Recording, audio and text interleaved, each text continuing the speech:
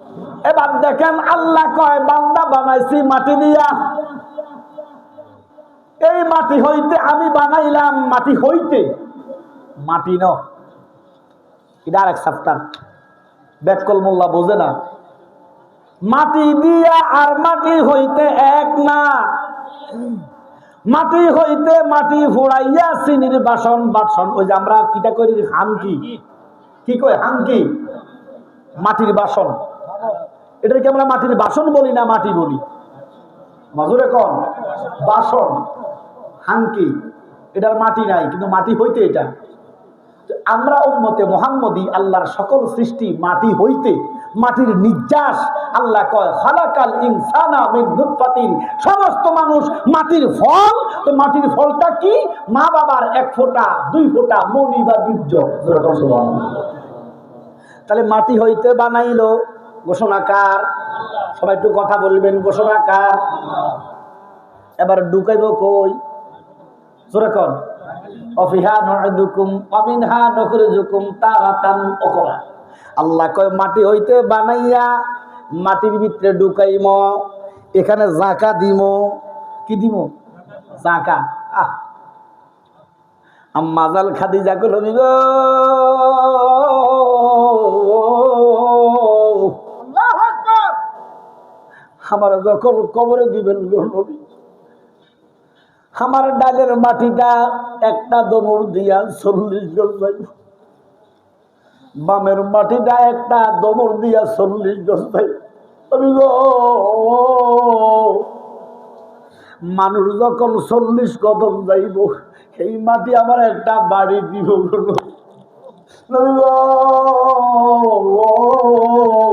এই বাড়ির সাথে আমার ডালের সাতনা বামে যাইব, বামের সাতনা ডালে যাইব, আমার বক্তা বাবাই ফালাইব। এই বাড়িটা আমি সহ্য করতে পারতাম না। আমার মুর্শিদ সানরে হারাইয়া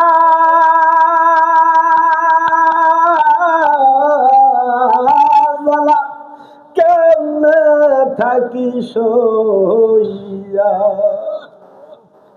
আমার জালালি বাবারে হারাইয়া জালা কেমনে থাকি সইয়া, বলেন কেমনে থাকি সইয়া। তোমার আশিক ডাকে গো তোমার মুর্শিদ, তোমার আশিক ডাকে গো তোমার মুর্শিদ, চাও না একবার বাজান তাকাইয়া, জালা কেমনে থাকি সইয়া, আমার জালালি বাবারে হারাইয়া জালা কেমনে থাকি সইয়া। জোরে কোন আল্লাহু আকবার। সালাতুন ইয়া রাসূলুল্লাহ, সালামুন ইয়া হাবিবাল্লাহ, বানা দেবে রসিনে কো মদিনা, নগালবা রগম সে সফিনা। সালাতুলিয়া আলাইকুম সালামুন ইয়া হাবিবাল্লাহ।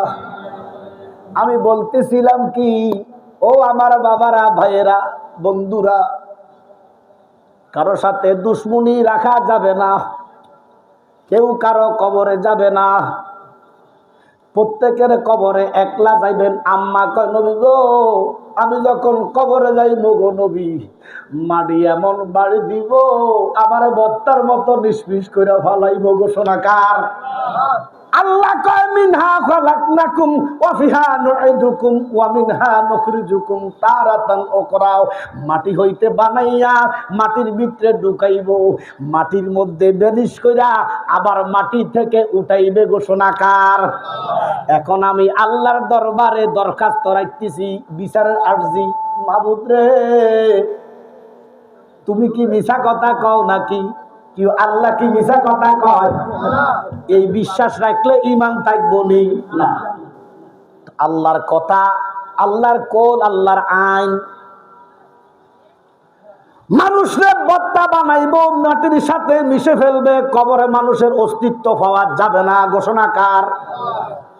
কিন্তু মাঝে মধ্যে আমরা দেখি ফেসবুকে, ইউটিউবে সরাসরি আমরা দেখি কিছু কবরে 20 বছর 25 বছর পরও লাশটা অক্ষত আছে। কি এটা কি মিছা কথা না হাসা কথা? জোরে বলেন। সত্য। যেমন গত বছর বন্যার সময়, ওই যে বন্যার একটু আগে দিয়া কুমিল্লা হরিণ ছাতুরি না কি গ্রাম জানি না, দেবিদ্যার নয়টা ময়নামতির দিকে, ওই যে খলিল রেজবির বাপ, হ্যাঁ খলিল রেজবির বাপ, এবার নাম হইলো কি রেজবি জানি, মুরব্বীর নাম করিম মুন্সি। আমার দেখলে আনজা করে দিত, আমি 3 বার এবার থাকতে প্রোগ্রাম করছি। 1 বছর 10 মাস কতদিন পরে কবরটা ভাঙার পরে ওনার উপরে উঠাইছি, 10 মাস ওনার লাশটা মাটি দৈত্যে পারে না। তো উনি তো ফির না, ফিরের মুরিদ, মুরিদের যদি এই অবস্থা হয়, ফিরের অবস্থা কেমন হবে?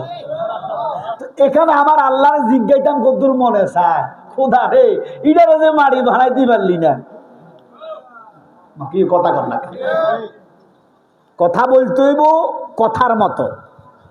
ও মালিক, তুমি তো আয়াত নাজিল করলা মাটির সাথে ব্যালিশ করবা, কই এটারে যে পাইলা না? শরীয়তের মৌলবী, তোর কাছে আমার প্রশ্ন, এটার মেসাল দে। তোর মালিক যেই কোরআনে কোনো ভুল, আল্লাহ কয় যালিকাল কিতাবু লা রাইবা ফি হুদাল লিল মুত্তাকিন, জোরে কোন এই ঘোষণা কার? আল্লাহ। কি ও কোরআনে কোনো ভুল আছে? বাংলাদেশে এক হারামজাদা বক্তা, যে কোরআনকে ভুল অবমাননা করে তাকে হারামজাদা বলা ওয়াজিব। সে বলতেছে কোরআনে নাকি 53টা ভুল আছে। আবার দেখতে আসতে হয়ে গেছো। কোরআন আমাদের কলিজা, কোরআন আমাদের আত্মা, কোরআন আমাদের প্রাণ। কথা বলেন না কেন? এই কোরআনের সাথে বেয়াদবি।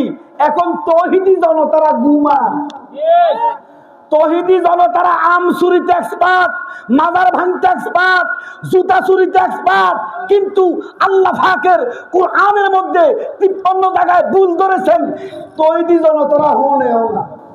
তাই এরা মূলত তৌহিদি জনতা নয়, এরা মূলত তৌহিদি শয়তান।